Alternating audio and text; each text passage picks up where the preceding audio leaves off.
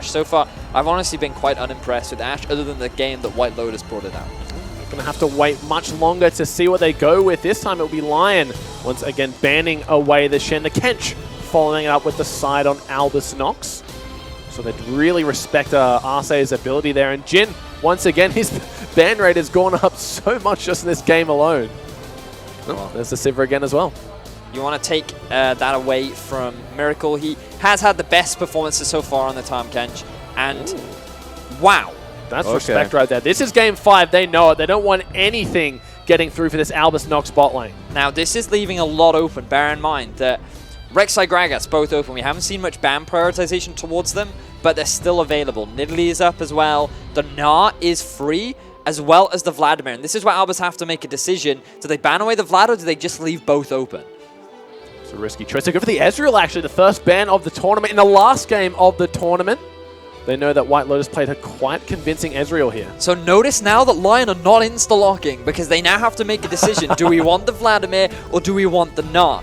I feel as though the Gnar would actually be the better pick, because there are plenty of things you can pick into a Vladimir, and there aren't as many strong picks into the Gnar. Ashe is a bigger one too. With those two picks, we have a Jin ban, we have a Sivir ban, and an Ezreal ban. The only two picks that are available is Lucian and Ashe. Looks like the Gnar, as you said, goes through. So Albus now have to respond with the Vladimir, because you can't just allow that to get through for free. And you can, as you rightly said, in terms of power picks, I feel like Lucian is a little bit higher right now, given as what we've seen from him. So you should go for the Lucian and the Vlad, so that you've got a solid mid lane and you've got a solid bot lane. So even if you're going to fall into a deficit in the top half of the map, you can almost guarantee yourself strong laners in the mid and the bot. Yeah, so looking good so far. I like it, even though it was just based off of one hover. It's the right mindset. Look, things are heating up right now, despite Brand not being on the Rift, but these guys definitely respecting each other a whole ton, because throughout this game we've seen very quick insta-locks coming in and potentially giving away the Vladimir here if they go for the Gragas. This should not be their mentality. Last game was the fantastic. The Rek'Sai worked well. Give hit. All right. So you're going to see Vlad and Elise now. Maybe not on this rotation, but Vlad and Elise will come out for the side of Lyon. They could look to early pick the support. I don't know if Arce actually plays Bard. We haven't seen it yet from him, but Braum is also available. So Lyon could just look to pick up Braum Ashe now, not only to deny it from the Lucian, but it's actually a pretty powerful level 6 all-in. And you also have pretty solid disengage too. So yeah, it would be a fairly solid rotation. So I would say Vlad Braum right now would be a good rotation for Lyon. It would be fantastic. You're right in that it just completely disables the engage coming from, or at least not completely, but it does disable the engage coming from Gragas and nullifies the actual lane. But Bard has been giving them a lot of success. Well, you guys critiqued this when they did it with the Anivia, so do you think picking the Bard here, considering we haven't seen Arce play it once, is the correct choice? Because it is basically a denial pick. They go for the Elise if he as well. can play it, there's nothing wrong with the Bard True. pick right now. There's absolutely nothing wrong with it. The risk you have is now Albus going for the Braum, and the all-in power of the Lucian Braum actually being very powerful at level 6. Because when you think of the number of 80 carries that are left, there are very few things that are going to do well into the Lucian. You could go, I was going to say you could go for the Ezreal, but that's already banned off the table. Looks like that prediction skill's not quite on point for this final game. Well, we're seeing a lot of new things, and one of our points were just to go back to your picks. Go back to what's comfortable for you. And then Arce, we're going to have to see if that's something that he's well and comfortable with, because he hasn't played a single Bard game throughout the entire tournament. And look how far Vlad has made it through the pick and ban. This is very surprising, given that Lyon blind picked the Vlad in game 3. They had monumental success with it. I mean, Say even got the MVP as a result. Gangplank. That's something that fell through too. Oh, that's very true. We critiqued Lyon's ability to deal with the Gangplank earlier on, and now we're going to have to see once again if they can shut this Gangplank down. They have the ability to. Not only do they have the Bard, Elise, and Gnar. Sorry, I just realized why they're not actually picking the Vlad is because they're expecting the Anivia pick to come out from the side of Albus, so they're a little bit hesitant to pick that one up.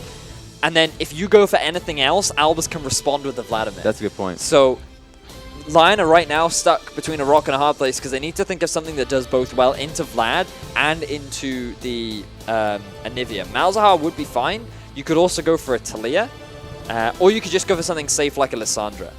With 13 seconds Talia left would on be the great. clock, they're going to have to make up their mind Oh, soon. But the right. Casio! There are so many picks I know, dropping through. we're trying to keep tabs on every single champion here, but this is kind of the phase that we were alluding to where so many things make it through. It's just hard to get them all. I still would have liked a Talia. I think you have so much rotation, so many picks coming off the Elise, the Bard, and the pressure coming in both side lanes that a Talia would have been great. Probably wouldn't have been the best versus certain picks, but it would have been good into Vlad as well. And it worked well for the composition. Of course, with that being said, hasn't been played by Seiya.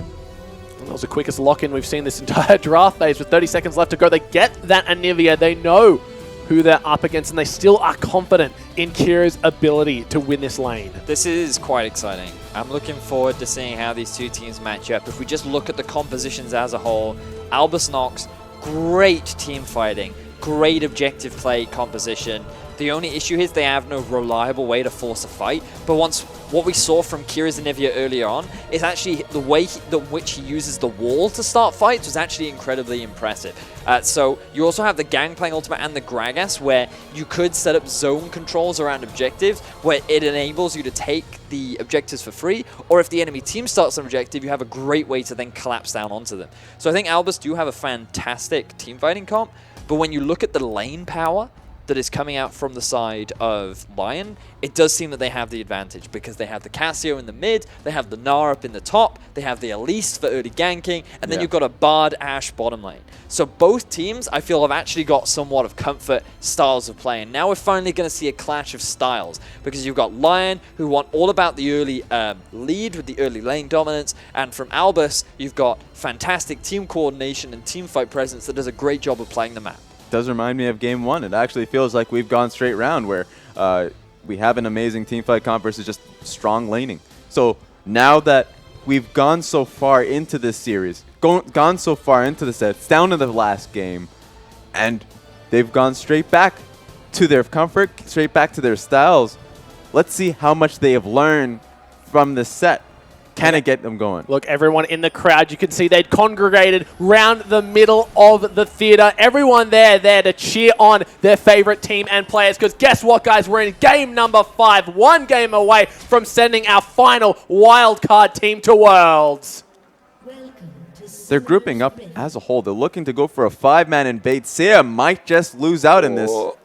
Nah, he backs away perfectly. He's going to spot him out. Get a poison down, just back away. Looks like Albus NoX trying to get a bit of deep vision down. Obviously not to set up for a lane swap like we would have in the past. Mountain Drake is going to be the first Badger on the board. And we need to track Oddie's pathing in this early game because I'm curious as to where he decides to invest his early pressure. He could look to try and snowball the top. Remember how great Elise is at actually diving? And a very subtle thing, but the fact that Elise just lost both of her spiders could be a bit of a detriment in terms of her early clear because they're a big part of where her damage comes from and will also help with her ability to sustain throughout the early jungle. Smurf being able to last hit as well gives himself a little bit of extra gold on the queue, but tensions are high. You saw ANX trying to go for an early invade. What does Atlas call the Tarek Dazzle Raz? Can you remind me? I'm not going to remind you. Dazzle Plasm? No, thanks. Looks like we'll be just seeing standard jungle starts coming out of these two guys, and actually just going to be going for one of the Krugs as opposed to two, and of course Miracle and Liquid going for nothing. This actually will give them an ever so slight experience advantage.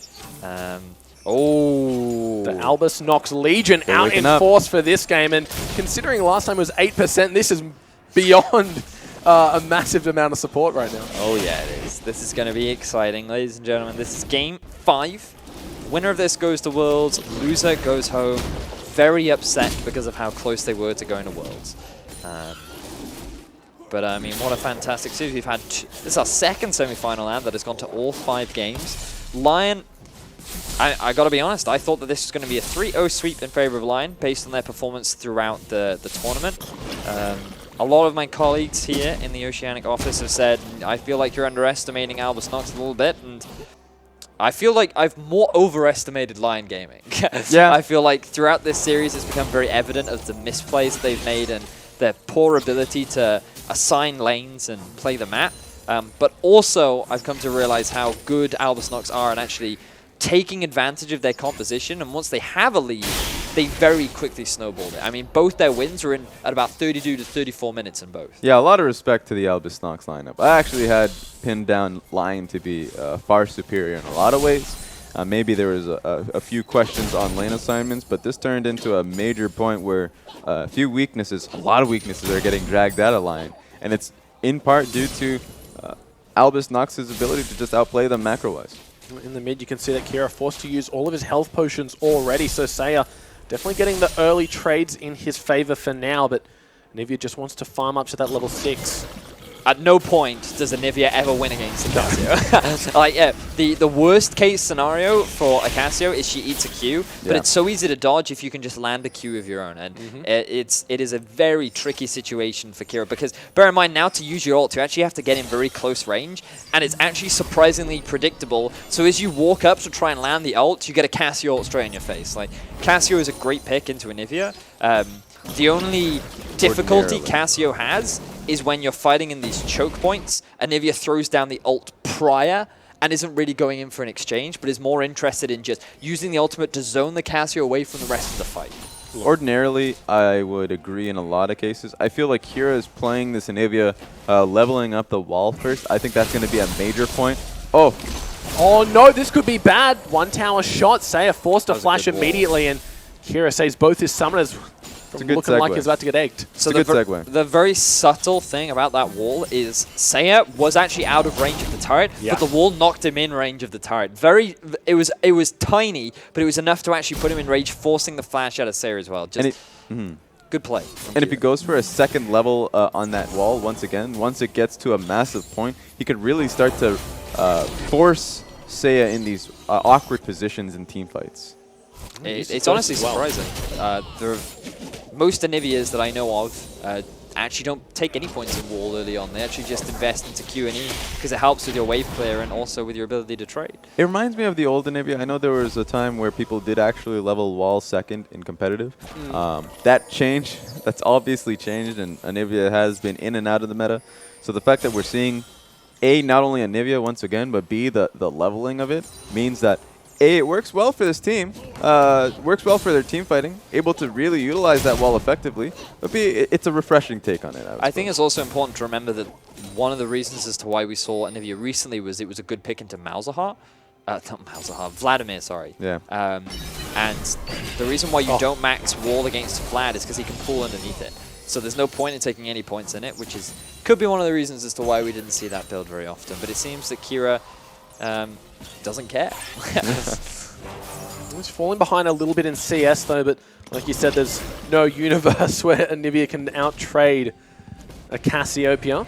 Teleport being used for Gerald to get back to the top. The Smurf used his as well. Look at the damage. Maybe this is the universe where that happens. That was largely because Saya didn't want to commit too much, but also because he was... it's one of those things where not a lot of people appreciate, but every player has a tendency that you can take advantage of. So if they land a poison, some people will run in a certain direction, some people will do a certain thing. And Kira now has played Saya for the 5th time in a row, and so he started to identify some of these tendencies, and right there he was just taking advantage of the fact that Saya, whenever he lands a poison, he just runs ever so slightly to the right, and that's why he threw out his ice ball and was able to land it and get the harass. Well, we saw that in game number 2 when Miracle on the Jhin was able to predict White Lotus with that curtain call and completely shut him down, hitting all 4 shots at maximum range. It looks easy, but it's actually a little bit difficult when in practice, so props to these guys. But like you said, so game number 5, they've been playing each other for nearly 5 hours now, so... And we're back once again to look at this top lane matchup. We've seen this globally. It's usually fairly awful for the Gangplank. He is far behind in this matchup now, so the question is, what is Albus NoX going to look to do that? Can't really do much since they're getting shoved in bot 2, so with both of their side lanes getting shoved in, question is, how are they going to actually weather this pressure? Miracle, big wave crashing for him down here, should have no trouble. Last hitting all of those, he is falling quite far behind White Lotus, 20 CS at a stage. And I want you to keep your eyes on the minimap because notice the positioning of Oddie right now and look at where Smurf is underneath his turret. Rage bar is being built up for Gerald, this could be an opportunity to set up a dive onto the gangplank and solidify that lead up in the top lane. They might be going for it here. He's got to move up faster. This has got to be a bigger point. They can't really Wow. wait. There we go. He can't really wait for the wave because the initial keg that blew up near Giral kind of sped up the process. So Audi had to speed up to the wave fast if they wanted to make that play happen. That was very a very respectful flash. That was good of Smurf. I actually really liked that. It was unfortunate that it didn't push the rage bar up until to maximum, so he had to actually wait much further on. Well, it's one of those things where a lot of the times we do see people flashing too late, and it ends up costing them those lives. And you're saying, oh, why didn't you just flash Like early? Arsa earlier. I mean, he was playing the Tom Kench, gets hit by a Bard ult because he didn't respect it. Ends up being punished for it, so it was a safe play to make. Yeah. And he's already stuck underneath this turret anyway, so may as well. But now better Audi than should dying. really look to move back to the top half of the map and try and set that play up again. But right now it looks like he's posturing around the dragon, as it is the mountain first. They want to try and get some vision control around that area. Look, there's no way that I'm not going to call RC Lacrit just once because he's on the Bard. Flashing from Lacrit, though, gets a stun onto White Lotus. There's a Tempered Fate only hitting Lacrit, but that's a lot burnt. The trade goes in favor of ANX. So flash for flash traded between the supports. White Lotus does still have his summoner spells. Same for Miracle. They were able to trade back a little bit, alleviating some of the pressure that this Ashe Bard lane was able to exert. Funnily enough, they're right back to it. They know they have the support from Audi, but Stagos is also hanging around in the event that we have a bit of a party down here. He should have been spotted out. Good deep wards. Stun comes in. Both of them miss here. White Lotus is going to be turning it back around. Can Miracle get up the ulti in time? White Lotus flashes from that one. A great ulti from Sejos. Knocks him back into the fight. And this is definitely a party that didn't want to be a part of. First blood goes to Lacrit, but White Lotus answers with a kill onto Miracle. Great movement from White Lotus to try and dodge out that cask, walk a little forward. Unfortunately, not forward enough. Didn't have the speed to it, so he did get knocked in anyways. But he tried. That's all you can ask for. But praise for White Lotus for being able to get a kill at all, because in all honesty, I thought that he was just going to end up losing his life, but he managed his focus well enough and managed to get enough damage down onto Miracle that actually netted him a kill. And note that Miracle did not get the kill himself. That kill actually went over to Lacrit, which is not what you really want coming out from your support. Look, that's the thing, right? He killed the most important member in what was looking like just a whitewash. So props to White Lotus once again, his positioning and just kind of heads up play in those super stressful situations has been on point all series long. Yeah, but great from PvP Steos to go to the bot lane. That was actually a really well turned gank. Crit in the top side, so it looks like they're actually just going to swap this once again. Yep, this is something that we saw them do in the first game of the series. It didn't work out. Funnily enough, there was an Ashe in the bottom lane. A cross-map arrow came and hit the support in the face. Audi, though, look at his position. He's not moving to the top. Not moving to the top side as Giral taking a lot of damage. Forces the flash out of Giral, but here comes Saya. Doing some good damage onto Miracle. Eats a barrel for his trouble. Staios is up here as well, so we see 4 people top, but They're going to get this. yeah, they're just going to lose the bot lane tower. White Lotus gets himself the gold for that. 650 on the AD carry that already have 1 kill. It's absolutely monumental. They can now keep pushing this because they have a massive tempo advantage.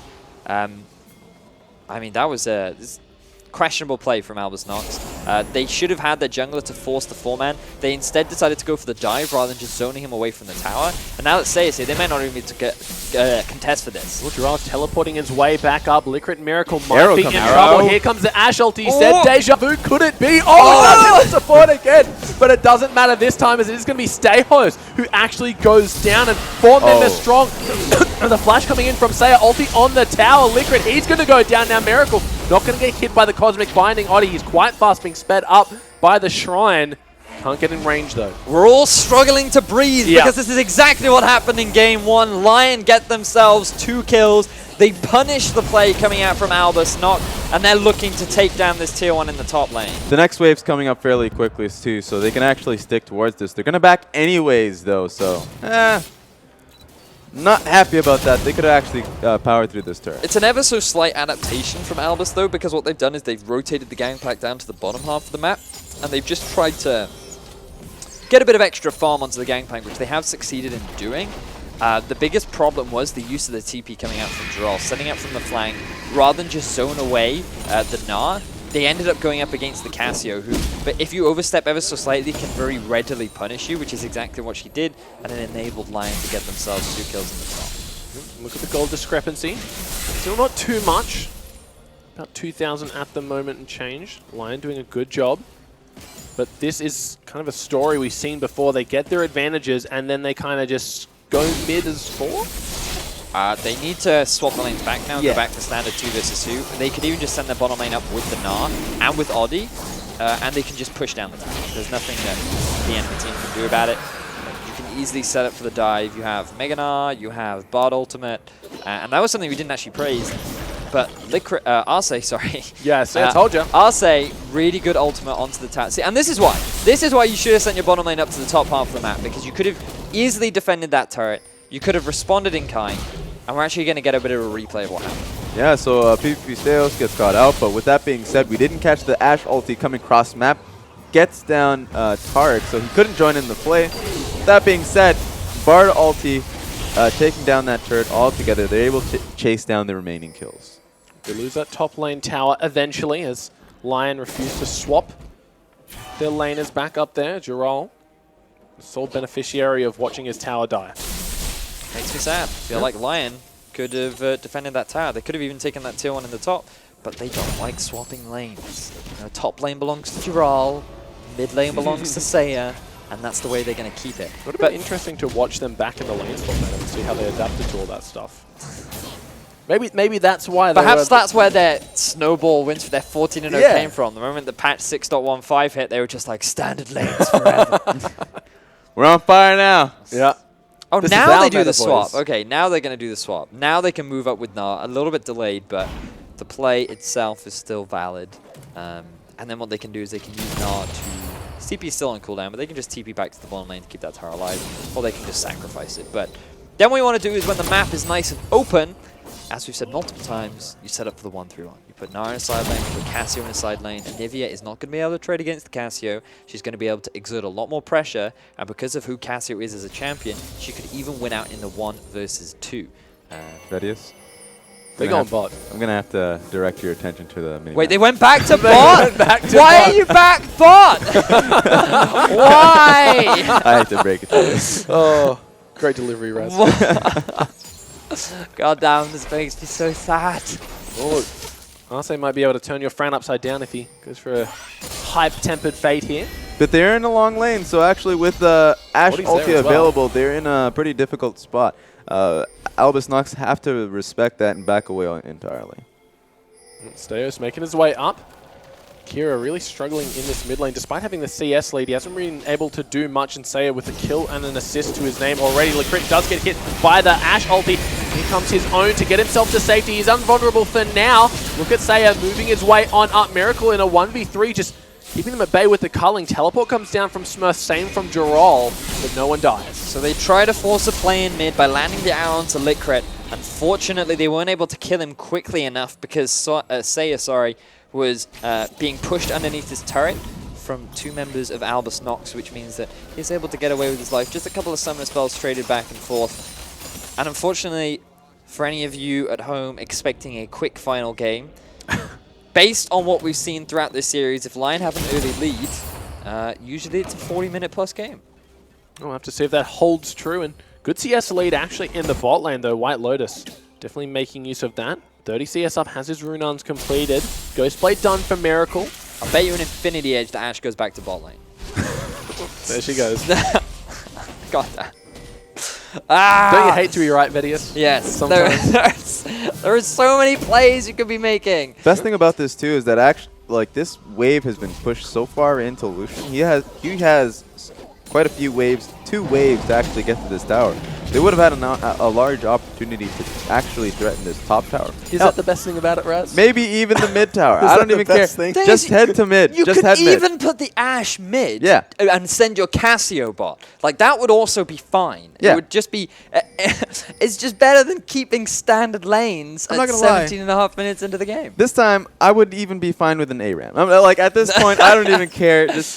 You can't even look to threaten Kira by sending an arrow just straight through mid. Yeah. There is no reason to stall this out and go into a lane where you're just going to stand in it. You can't do anything. The wave is so far out, and Lucian's legitimately freezing this wave. And there's no reason for him not to freeze it because he's not getting punished anywhere else on the map. Yeah. There is nothing for him to lose from freezing that lane. And this is why we've been critiquing LYN throughout this series, because they do not understand lane assignments. They do not understand how to take objectives on the map. The only thing they know how to do is play standard lanes and kill their opponents. We'll have to see if they can do that anytime soon. Gold has been basically brought back up to even by ANX, who, with that superior map control and just getting the slight advantages where they can, freezing the lane, getting a lot of CS onto Miracle. He was down about 20, now only 15. He's getting back up there. Now there are 3 members bot. Oddie is also hanging around. Is there any deep wards to set up for a TP play? Well, no, because TP's on cooldown.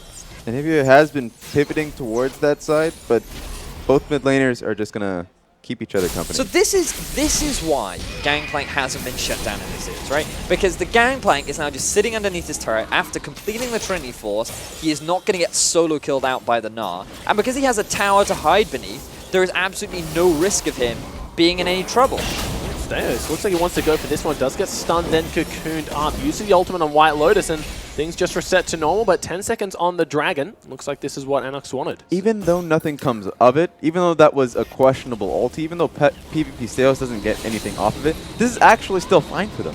They can actually stall this game out for as long as possible, even though if they lose this Dragon. For Albus, this is great. Yeah, Albus is happy about this one. Yeah, they are very happy. They should just let this Dragon go. There's no need to hard commit onto this objective. Lyon want you to try and fight for it. Instead, just wait. You have Gangplank, he's scaling up. He's eventually going to outscale the Gnar. Also, the Anivia, she's ramping up too. You have plenty of time. There's no need to overcommit to anything. This is perfect. Now, even though the Ashe ulti missed, the fact that they are able to zone out the Anivia from this lane means that they can get some chip on this tower. Is it enough? Gangplank ulti comes on through, and he's been pushing top that whole time. Yeah. No teleport available.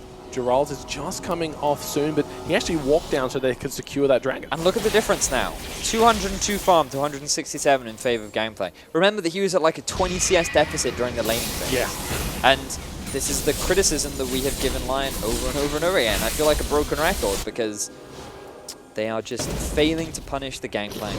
He's just going to scale it. And as you rightly said, this is great for Albus NoX. The gold is even right now. Lucian, once he completes his 2 items, that's when Albus could look to try and force a fight. They have a pretty powerful mid-game with the Trinity Force on top of the Gangplank. Stajo should have a tanky item done, and then you'll also have the Locket of the Iron Solari finish on Liquid too. So around the 25 to 30 minute mark is where Albus's comp will turn on. But the question is, how do they start fights? Because when you look at the disengage power of Lyon, it's actually surprisingly strong when you have the Bard ultimate, you also have the Cassio ultimate. And neither team can't not fight forever. So perhaps that's just what Lyon is waiting for. They're just hoping on the fact that they're mechanical, or they are mechanically better than their opponents, so they're just going to try and outplay them in these next few team fights. We'll have to see if they can achieve that, because they got the Taric as well onto Licrit, and both times we've seen them try to make a pick, he just pops ultimate, survives by the skin of his teeth, and lives to fight another day, and then they can usually turn it around into a kill, and now ANX have the lead. They've caught back up about 2,000 gold just from lane assignments. Yeah, Ashe right now is getting the red buff. They're setting it up, I want to say properly, but they're not actually looking to set it up. So they're in the right positions. Right now, Lyon has invaded this blue side jungle. They can get the proper pinks down if they have the pinks. They don't have the pinks. Bard has it, but they're not actually setting it down. This is pretty much sad. But if they were in the right position, they had the right concept down, just not the right execution. And now they've lost quite a bit. Maybe this fight will work for them. Ashe ult onto Kira, but it does get layered by the Tempered Fate here. Stun coming through for Oddie. Licrit putting his ulti down. There's a Gangplank ulti onto the backline. White Lotus and Seiya forced to retreat from that one. Geralt does get exhausted. Does hit the boomerang a few times. He's quite close to Mega. Just disengage at this point if you're Albus. You've already got the tower. You don't need to fight. Oh, there's a Mega Gnar. Flashes in. Can't seem to find it. Stun onto White Lotus. Look at the damage coming out of Gangplank, and they just exploded.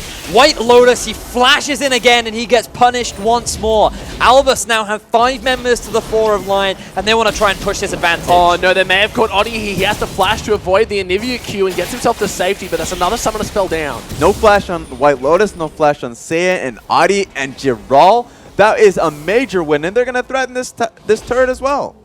Look, this is how ANX play. They get the smallest advantages and they just seem to run away with them. Sails does get stunned up. Another flash burn due to the Anivia wall. Arce has to respect that one. This mid lane tier 2 goes down. So really good play from Albus NoX. And it is just ridiculous that Albus are able to take down the mid turret before LYN do, given how much map control they had, given how much further ahead they were over Albus. Yet they are the ones giving away ground. They are the ones unable to do anything.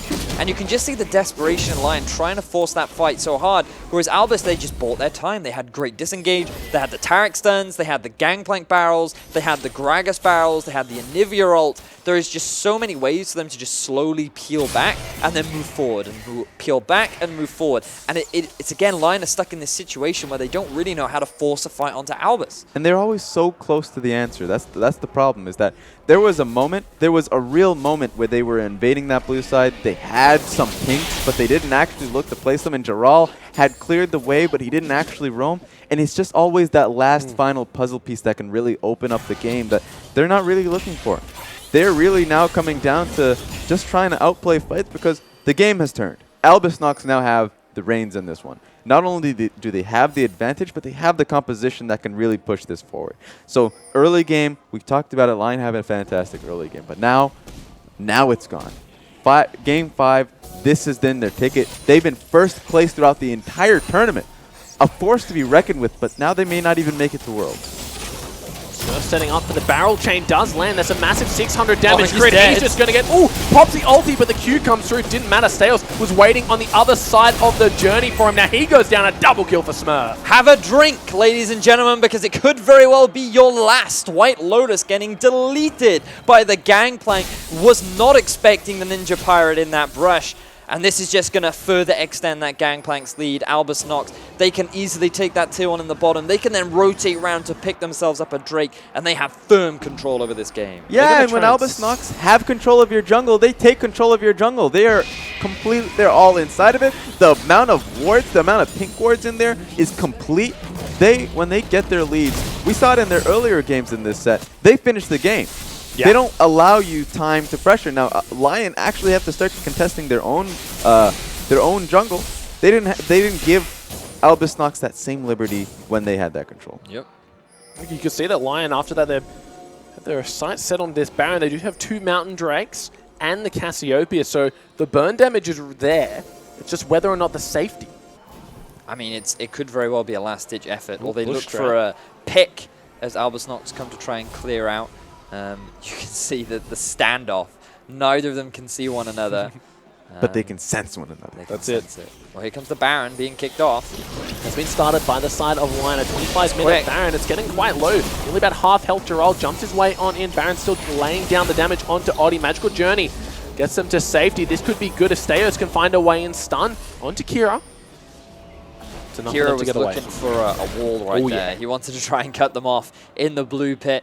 Wasn't quite able to find it. This is going to be the 3rd Mountain Drake. I thought it was the 3rd Mountain Drake for Albus, but that's also part of the reason as to why that was going down so quickly. Yeah. Because of the double Mountain Drake on the LYN. So Albus, they're going to pick themselves up a single one. And now LYN going back to the Baron. They might have to race for it here. There's a Gangplank ulti, keeping them at bay, and the Baron damage as well. So once again, forced off this Baron and LYN. They're really trying to do this, and they're just not getting anything for it. Yeah, Albus NoX are trying really hard to get this dragon. If they can get this dragon that denies LYN away from it as well, that would be really powerful. And they just stall out the Baron, completely deny that opportunity for LYN. That's just a net plus for Albus. Look at mid priority as well. Because of the Baron pressure that LYN were trying to put down, Albus could shove in the mid lane. And now they're rotating around to bot. They have full control over the bottom half of LYN's jungle. And with that additional Mana Drake, it's going to help take these towers down. And this is how you play the map, right? Yeah. This is exactly what you were talking about, Raz. You have a lead. When the enemies are dead, you move up your vision line, you get control, you can then set up for picks in the enemy jungle. The enemy has to respect it, so they can't move there, and that enables you to take things on the other side of the map. We saw this in Game 4 from Albus NoX. We're seeing it again in Game 5. And just look at the gold advantage that they had. They won a single fight, and now there is a 5,000 gold lead in their favor. Look, these guys know how to run away with a game, if anything. They've got a Mountain Drake to their name now. Miracle picking himself up the red buff. Has the completed Black Cleaver to White Lotuses. Runar's and Infinity Edge. Saya sitting on the Abyssal Scepter here. Really liking Curious, but he's got that fully stacked Seraph's Embrace as well as the Rod of Ages. So a lot of damage, a lot of mana. If you're Lyon, you have to keep pressuring Baron. Right now, the only saving grace you have is the double Earth Dragon. Rough. The only saving grace you have is the fact that you've won through mechanics alone throughout this series. So right now, they need to continue at it, because if they can't get an outplay, they will lose this game. There's too much on the line right now. It's looking rough. There's no lying about that one, with things going from bad to worse here. Gold advantage still in favor of Albus NoX right now, and trying to get the deep wards where they can. Jarrell down on the bot side. Has a teleport available on that Gnar. So he will be able to join the fight should need be. But if you just look at the 280 carries, I mean, Ashe is actually a little bit stronger than the Lucian right now in terms of items. Definitely. But if they force a fight, I still would give it over to the Lucian. I say that. I mean, look at the level differential. 14 on the Ashe, the 12 of Miracle. Largely because he has been grouping up a lot more of his team, whereas they've been using Miracle as that side lane pressure. But now, Albus NoX grouping up as a 5-man unit in the top half of the map. They can use the Anivia wall effectively to force a play. Oddie might be in trouble. There's the repel. Gangplank ulti thinning out the wave on the side. Arce is there. Does have his own ult available. Should he want to preserve this tower, but Kira creating a nice line of scrimmage there, saying you guys cannot walk past this, but tower stands for now. Oh, no, they're just going to have Sejos take it out. Really nice use of the ultimates there, because they have the Gangplank ult to poke them out and force them away. Then they have the Anivia wall as well as the ultimate to control a large portion of that tower, which actually forces Lyon off it. And they have no real way to then move back and contest. And have a look again. Look at the vision. Yeah. Albus NoX have good deep vision around the top half of Lyon's jungle, and now they're moving to the Baron. This Baron is melting like butter here. It's getting lower and lower. There is the ulti coming through. Ashe just goes wide here. This could be the fight. They need to engage this. Baron down to 3,000 health. They may have turned their attention a little bit too early here. Arce, no ultimate available, just frontlining here in Miasma. No one wants to walk across that, but now they have the inside track to the top lane. See if they utilize it. They're trying to take advantage of that minion wave that they have, but they don't want to move too far away from the Baron. Gragas is flanking. Oh, here he comes in. He knocks Oddie into the fight. Arce forced a magical journey to safety. Now Licrit frontlining, uses his ulti, hits everyone on the team. That just calls from the retreat from Lyon. Low mana on top of Miracle. Lyon have mid priority, so they're going to be able to get a tier 1 turret. Question is, how do Albus respond? Do they want to try and force the fight? Oh, Flash War comes in. It is on to White Lotus. He's so damn low. Cullen can't seem to find him. Oddie goes down, stuns. Not going to land. Magical Journey gets them to safety, but they find a pick regardless, and it's on the jungler. That is the jungler gone. The smite is unavailable. Lyon have no real way to try and steal this Baron, and Albus NoX are making their way straight to that objective. Their options are limited. It looks like they might have to just take the 4v5. Yeah, they might have to. Exactly right. The barrel line giving them enough time to work with here. They're not doing too much damage to the Baron, using it more as a bait till Smurf now finally getting on in this one, but they just want to force the fight here, but they're taking a lot of damage from this Baron. They need to make a decision, commit to the fight or commit to the Baron. You can't go half-hearted as to either one. They've already took too much time at this point. They have to disengage entirely, as A Miracle is probably far too low. Yep. Same with Licrit. Oddie's back up now, but he's got his sight set on that bot lane, but yeah, kind of a little bit of indecision here, potentially costing them either an ace or a Baron. It's very close stuff, but you can see Albus NoX really snowballing their lead. If they had gotten that Baron, that almost would have been the game for them. But still, you have to take into account the big experience disadvantage between the 280 carries, but then vice versa for the top lane as Smurf. That massive crit onto Oddie is really what won them the team fight. And this Gangplank is becoming an absolute terror. We've talked about it throughout this series as to how Lyon have really struggled to stymie the late game power of this Gangplank, and they failed to do it once more, as he's now 4-0-1. 4 items completed, and now they're back on the Baron. Yeah, Baron's being started again, this time with such vigor. Look how low it's been taken already, down to about 8,000 health, but once again they peel off the Volatile Spiderling is enough. The ulti from the Ashe comes on through, only hits onto Steos, but yeah, Miracle, he got chunked very, very low, so they have to respect that. Got chunked out way too much. The Baron, unfortunately, decided that he would be his meal. Therefore, Miracle took a lot more damage than he originally planned on taking. He doesn't have any lifesteal just yet. Yeah. So he's just going to have to back away from that one. Now 3-level difference between the two AD carries. This could become a problem as the Ashe now has that Bloodthirster completed. The White Lotus, we've seen his mechanics in the past. We know that he can make these massive outplays if ever given the opportunity. And now... This is a good place for Lyon. This is actually fairly good. Miracle has to back away. If he commits to this fight, he doesn't have the lifesteal necessary to continue in this fight. But they're going to actually have to look at the respect side it. lanes. You can see a massive wave pushing top, a massive wave pushing bot. And you also have the Anivia wall to actually cut off the entrance if Lyon want to try and contest. They're going to go for it. Watch the wall from Kira. He's going to wall them off. Oh, this Baron getting taken down so damn fast. Already down to about 1,000 health. It gets taken before the ulti can come into a roll. The wall completely blocks him off from the rest of the team. He just gets layered on layered by CC. No way to escape. Look at Smurf. He's teleported down in the bot lane. He's got a huge wave of super minions at his back. You just need to stop the backs if you're Albus NoX. Smurf can take down this inhibitor, but Albus are quickly trying to respond. Look, they're pushing up the mid lane and they're pushing hard. Smurf, he wasn't able to get the inhibitor. They were able... Lyon were able to defend. They had the inside track back, and once they left Dural for dead, the first thing was making sure that their inhibitors are safe. There's simply no way for Lyon to be able to engage on this composition. Lecrit still has his ulti, and on top of that, PvP Steos is a god right now. They can just take this inhib for free. They're inviting a fight. They don't want to walk too far over the miasma and get caught without any means of escape. Oddie's back up. I mean, Dural, he's still on that respawn train, but they get 2 inhibitor turrets for their trouble and still have Baron buff on 5 members. 10,000 gold in the lead. So Dragon alive as well. Albus NoX turned this game around after what was a really bad start for them because Lyon did not take advantage of the early lead. They allowed Albus NoX to just gradually farm up over time. They were able to find themselves a fight. They were able to gain control of the game, and they have just been relentless with their pressure. They get so many towers in the bot. They get all the towers in the top. And then they play around the Baron so well, and they just make it so difficult for Lyon to even contest anything that they are setting up for. And this is the difference between these two teams.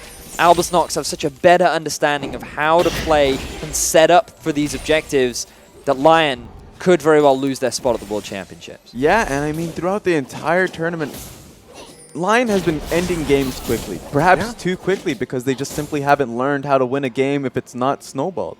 If they can't look to pressure each individual lane and just shove out with a natural win, how do they end up winning?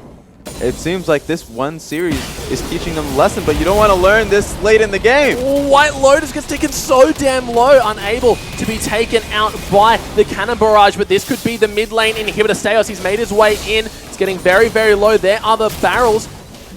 With the damage coming out, we see that Oddie, he's built himself a Zarot portal, and it's not doing too much in the bot lane. They've got their sights set on the inhibitor. Seihos does get cocooned in. There's the ulti from Lecrit. Everyone's invulnerable right now. The wall trying to divide the team. Dural jumps on in, can't find anything.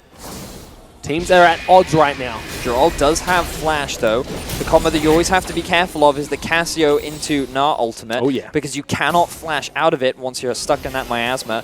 But Dural's Mega Gnar is gone. This would be a prime opportunity for Albus to try and force a fight. Super minions are pushing down the mid lane. Baron empowered minions in the bottom lane. And there are a lot of ultimates still up for the side of Albus NoX. They've missed their opportunity. They need to look towards using Dural for a flank. At this point in time, threaten the back line. It comes time and time again where Kira, Miracle, and Lecrit. Whoa.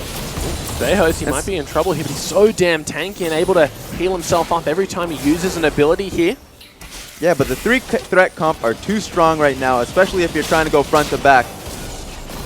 Culling being used quite aggressively. Dural has that Mega Gnar available. Can't seem to find a way in. Tempered Fate does go wide. Doesn't hit a single member. So Ultimate's lacking right now. And Mega Gnar starting to tick down. Yeah, there's nothing stopping Albus NoX from pushing forward. Look at Asa. Oh, he hits a double stun. But here comes Dural. A massive 3-man into the wall. Can he find the kill? Eggs, Kira, Steihos goes down. Now Miracle trying to dish out the damage, but he's exhausted. That's 2 kills already. Make it 3. Lion, they're coming in clutch. The ult from the crit just in time. Miracle, he's still alive though. He's still invulnerable. But here comes Arce. Here comes White Lotus. They aren't able to keep up as he does flash to safety. That fight was exactly what Lyon wanted. They get the 3-man Gnar ultimate. That makes it so easy for Seiya to get all that damage down onto Kira, force Miracle out of the fight, and Lyon are keeping their world's dream alive. Push comes to shove, and they push back. That was exact. Giral just needed that ulti. He got it.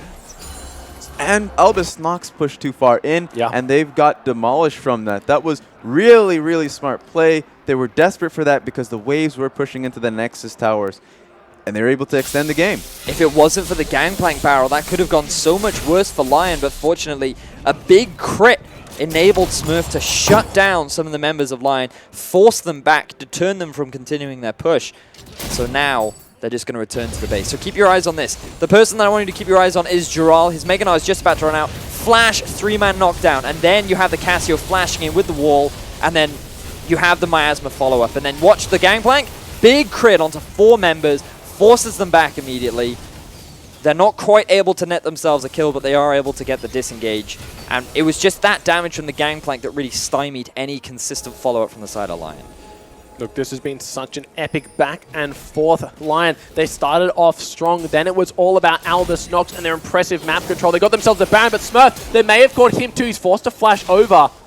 Ooh, that was too close for comfort. Very risky, trying to pick up that scuttle grab. He thought he was safe, but there was no vision in the top half of Lyon's jungle. But this has given an opportunity for Miracle to try and take this inhib. He definitely should have been safe. There is no reason for Lyon to even be in that position. They've got caught off guard, almost lose their inhib just because of that.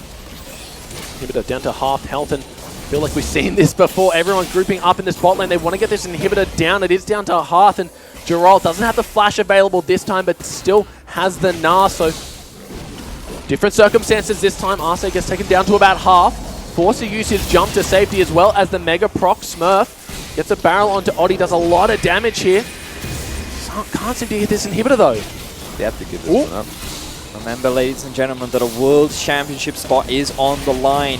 Albus NoX are doing everything that they can to try and secure it, but Lyon will not go out without a fight. Oh, they get it. Finally, Miracle able to work his way on up, and that's because there were super minions on the Nexus turrets. They aren't able to deal with that. And so at least they have the top wave going for them because the Zerat's portal was built from Elise. So now the wave is positioned properly for the top side. That's going to stall out Albus NoX a little bit.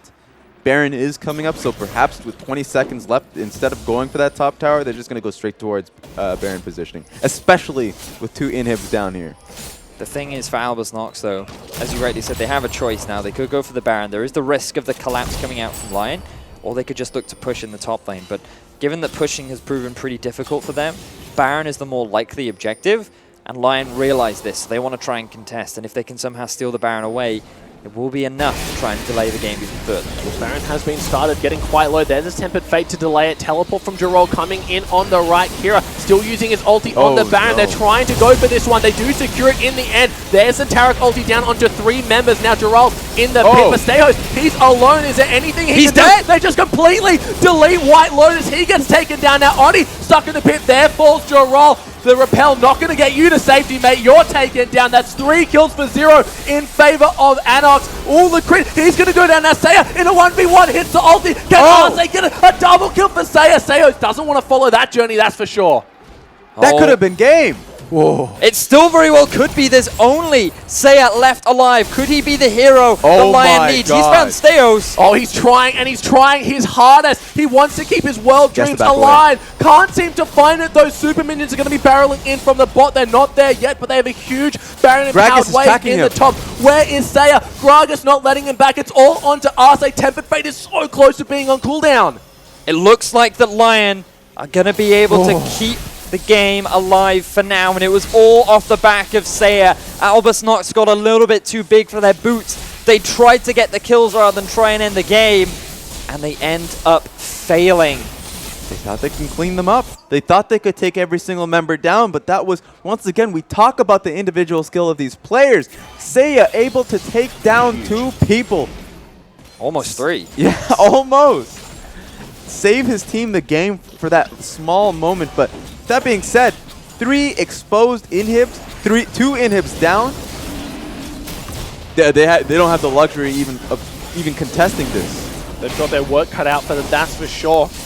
Elder Dragon is going to go down, falling in favor of Albus NoX Luna here. They've got the Baron, they've got 2 inhibitors, and the Elder Dragon buff being empowered by 2 dragons prior. Zero Portal in the mid. Not even going to worry about it for now. Miracle's going to go and take that one out, but this is absolutely intense. The tension is so high. So this could be the game-ending push for Albus NoX. They have everything that they need. There's a 14,000 gold advantage. They have the Baron. They have the Elder Dragon. Ooh. But Lyon, they're setting up for the sneaky bush play. Oh, they're not going to take the bait, though. They move on in straight for that mid lane inhibitor. Zeus, Ultimate's used. Just shoving them out. That should be good enough for them. They're just happy to take the inhib. That's all they really want. Now there are 3 waves of super minions crashing into this base. If you're Albus NoX, you don't want to commit. You just want to go for the towers. Oh, there is the ulti. It does hit onto Miracle. Taragon comes off just in time, but it doesn't hit onto the carry. Saya, he's trying to come in onto the flank to make something happen, but the super minions are hitting. The Nexus Tower is getting low and low. He does have the Guardian Angel available to roll in the back. Can't seem to find anything. He's got a GA of his own, so 2 being popped now. Sales. He's still alive somehow. But the Nexus is exposed. They're going for it. They want this, and they get it. Albus NoX Luna are making it to Worlds.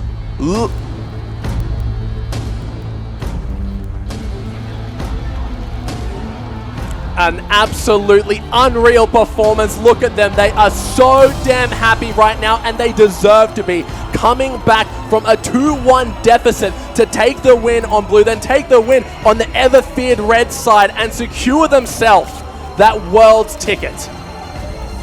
That was insane. Now look at the team of Lyon. Of course, it's sad, but at the same time, the fact that Albus NoX were able to take that as a down chair. An insane game 5 for them. I mean, it was well-deserved for Albus NoX. I felt like that they demonstrated throughout the series that they were the better team. Yeah. They overall played better. Maybe on an individual level, they made a number of mistakes, but their team play cannot be faulted. Once they had a small lead, they knew exactly how to take advantage. And the secret handshake, I love it. Formerly Hard Random, now Albus NoX Luna. They've done a great job to make it here today. They've typically had some impressive performances in the past, but now they get an opportunity to demonstrate their skills at Worlds. I mean, we saw it off the vignette earlier. The last time we saw a CIS team in this going to Worlds was Gaming Gear EU.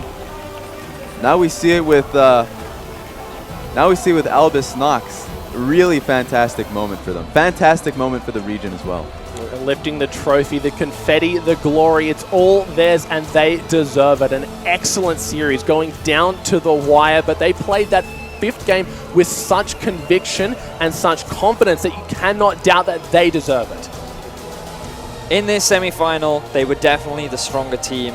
They broke the red side curse, which was plaguing many a team. That's true. But nevertheless, there are definitely things, as momentous as this is, congratulations definitely in order. They now need to start thinking forward after the celebrations towards Worlds, because there is definitely a lot of room to grow. There is definitely a lot of work that needs to be done, but regardless, you should still be happy with the fact that you worked incredibly hard to get to where you are. You fought a very difficult best-of-5 series, and now you're going to take a spot in the World Championship with the best teams in the world. Exactly. Now, once again, they are competitors. They've went through their split with one goal in mind. They've reached it. Not exactly. Now they're going into group stages. They do want to actually be the first team to be able to get out, wildcard team to be able to get out of groups. Albus NoX Luna, they have a lot to work on, but they've shown that at the very least they have resilience. Look, and they've proven that today. So coming into Worlds, he says a momentous task ahead of them, going up against some of the best teams, not even some, the best teams in the world. So they're going to have their work cut out for them. And celebrations are in order, that is true, but they've got to start thinking towards the future, because this is just step 1 in their Worlds dream. Yes, it is. And I think it's important to just bear that in mind, that they've still come a very long way to get to this point in the first place. They had to come through a very rough group stages into what was considered to be the harder of the 2 semi-finals, but they fought hard and they can now use this as a great learning opportunity moving forward. I think it's worth noting that LYN, their players as an individual were incredible. It's really difficult to take anything away from their mechanical ability and the things that they were doing on the map in terms of outplaying their opponents. Because White Lotus had some great performances. Seiya on that Casio was absolutely phenomenal. Oddie, his map pressure was insane. Dural had some great moments himself. And then you cannot take anything away from that roaming support in Arsa either, bringing out the brand. He had some good Bard plays. Like, the team was impressive. They played well, but it just... what they lacked in terms of macro is what resulted in them losing this final game. Yeah, exactly. And the fact that Audi, throughout the entire split, was a force to be reckoned with this series, he was getting matched. He was simply getting matched by PvPSteos, and he was outputting a lot more pressure. Now, this was a great play for LYN, and it really just felt like par for the course. We thought LYN were going to be taking this game with another win, but... And this is where you started to see really the snowball in favor of Albus NoX, because the Gangplank started getting kills. This was the 4 and 3 point, and it was simply a matter of LYN not punishing the fact that they had such a big lead. And then the big Baron play is really what solidified that advantage for Albus NoX. LYN had little to no way of coming back into the game at this point, and it was just an impressive game 5 from Albus NoX. Yeah, we saw Smurf with the cheeky TP down there trying to end the game. A little bit too early, was able to crack the base, but this was really good. See that double stun, that's what initiates Dural to go in. Hits Lucian as well, and then the Miasma on top of Petrifying Gaze was enough to give LYN and their fans a little bit of hope that it wasn't over yet. Yeah, exactly. I mean, they find themselves in these situations time and time again. LYN are able to just turn the tide. When they find their advantage, sure, they're never able to really make it grow, actually turn it into a win for themselves. But when they are behind, their mechanics do shine through. So this was a fight that sealed the deal. You can see the Gangplank barrels just well, almost sealed the deal, because this is also where Seiya turns it around. That's right. Yeah. So you think that at this point the game is over. White Lotus is dead, and then Licret gets a little bit too overconfident, goes through the magical journey into the embrace of Seiya, and then, oh look, another magical journey, results in Kira handing himself over to Seiya. And in all honesty, like, Seiya was keeping the team alive for a fair amount of time, but it just got to a point where there were too many super minions, there was too much damage, and look, they didn't even try and clean up the rest of the line, they just went straight for the Nexus. You can see Miracle making sure to get his double taps off as frequently as possible to ensure that the Nexus went down ASAP. A valiant effort from LYN, to be sure, but they definitely showed some key weaknesses that they've got to go into 2017 looking to improve.